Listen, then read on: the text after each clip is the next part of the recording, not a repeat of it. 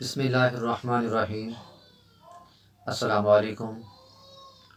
میں ہوں محمد عامر نواز، آپ کو اپنے چینل انفو فن اینڈ وظائف پر خوش آمدید کہتا ہوں۔ آج میں آپ کے لیے ایک بہت ہی اچھا اور خاص وظیفہ لے کر آیا ہوں جو تقریباً آپ کے تمام مسائل کا حل ہے۔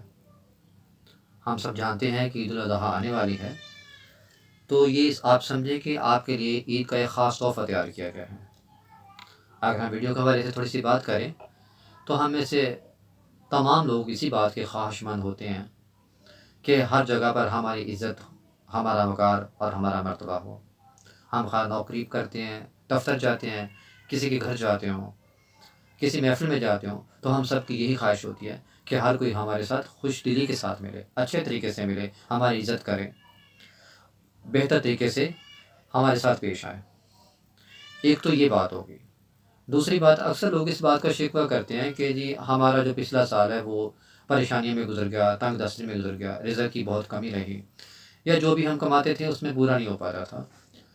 تو یہ دونوں کاموں کے لیے وظیفہ بہت ہی خاص ہونے والا ہے، جامع وظیفہ ہے۔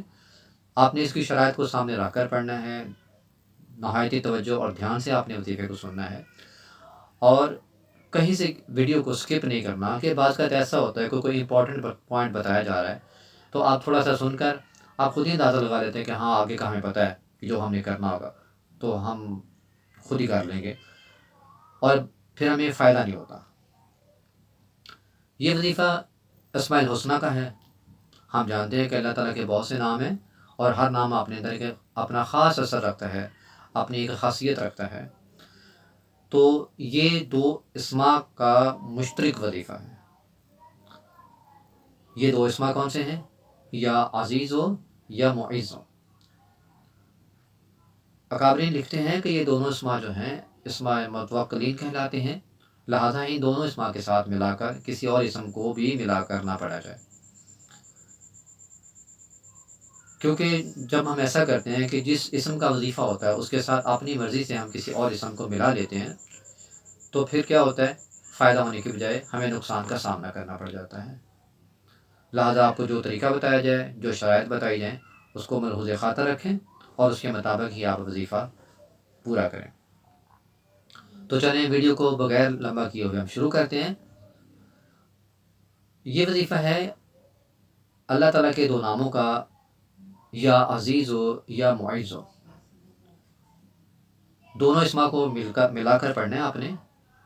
اس کا طریقہ کار کیا ہے؟ یہ وظیفہ فجر نماز جو ہوتی ہے اس کی سنتوں اور فرض کے درمیان پڑھا جائے گا۔ لہٰذا جو گھر میں نماز پڑھتے ہیں، گھر میں نماز ادا کرتے ہیں، ان کے لیے تو کوئی پریشانی کا مسئلہ نہیں ہے۔ جو مسجد میں ادا کرتے ہیں تو وہ اس بات کو ذہن میں رکھیں کہ کچھ وقت پہلے جو ہے وہ مسجد چلے جائیں تاکہ وہاں جا کر سنتے ادا کریں، آرام سے وظیفہ پڑھیں، کیونکہ یہ جو وظیفہ ہے فجر کی سنتوں اور فرض کے درمیان کا ہے، تو لہٰذا آرام سے جا کر سنتے ادا کریں، وظیفہ پڑھیں اور پھر فرض ادا کر لیں۔ کہیں ایسا نہ ہو کہ وظیفہ پڑھتے پڑھتے ان کے جو فرض ہیں، فجر کے جو فرض ہیں وہ بھی رہ جائیں، تو اس طرح سے پھر ہم کنفیوز ہو جاتے ہیں کہ کیا ہم وظیفہ چھوڑ دیں یا فرض چھوڑ دیں، تو ہمیں کچھ سمجھ میں نہیں آتا اور ہم غلط فیصلہ کر جاتے ہیں۔ تو لہٰذا آپ نے اس بات کا دھیان رکھنا ہے کہ اگر گھر میں پڑھنا ہے تو پھر تو کوئی پریشانی کی بات نہیں، اور اگر مسجد میں ادا کرنا ہے تو کچھ وقت جو ہے وہ پہلے چلے جائیں۔ اب وظیفہ پڑھنے کا طریقہ کار سن لیں آپ۔ وظیفہ پڑھنے کا طریقہ کچھ اس طرح سے ہے کہ جب آپ فجر کی دو سنتیں ادا کر لیں، یعنی کہ فجر کی سنتیں ادا کر کے آپ سلام پھیرتے ہیں، تو آپ نے بغیر کسی سے بات کیے ہوئے، یعنی کسی سے بات نہیں کرنی، وہیں پر بیٹھے ہوئے رہیں، بغیر کسی سے بات کیے ہوئے آپ نے 11 بار درود ابراہیمی یا کوئی سا بھی درود جو آپ کو آتا ہے وہ آپ نے پڑھنا ہے۔ میں دوبارہ دہرا دوں کہ آپ نے جب سلام پھیرنا ہے تو آپ نے بسم اللہ نہیں پڑھنی، بلکہ آپ نے ڈائریکٹ 11 بار درود شریف پڑھنا ہے، جو بھی درود پاک آپ کو آتا ہے۔ اس کے بعد آپ نے ایک دفعہ بسم اللہ پوری پڑھنی ہے، اور 211 بار، کتنی دفعہ آپ کو بتایا میں نے؟ 211 بار آپ نے اس طرح سے پڑھنا ہے، یا عزیز و عزرنی تعذرت بعزتی کا یا معز۔ میں دوبارہ بول دیتا ہوں، یا عزیز و عزرنی تعذرت بعزتی کا یا معز.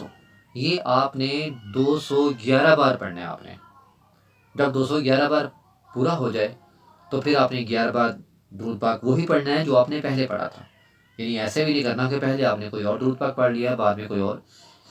ایک ہی درود پاک پڑھنا ہے آپ نے، پہلے بھی اور بعد میں بھی. اس کے بعد آپ دعا مانگ لیں جس مقصد کے لیے آپ نے وظیفہ پڑھا ہے.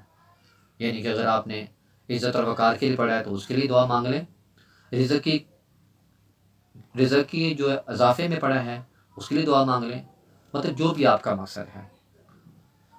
اس کے بعد آپ فجر کے فرض ادا کریں گے، اور اگر آپ دیگر کوئی ذکر و اذکار کرتے ہیں تو وہ آپ ادا کریں، دعا کریں، اور آپ وظیفے سے اور نماز سے فارغ ہیں. آپ کو ایک مخصوص بات اور بھی بتا دوں کہ جو لوگ کہتے ہیں، چونکہ ہم جانتے ہیں نا عید آ رہی ہے، تو عید پر ہم سب کی خواہش ہوتی ہے کہ ہم مل کر بیٹھیں، ایک دوسرے کے ساتھ گپ شپ کریں.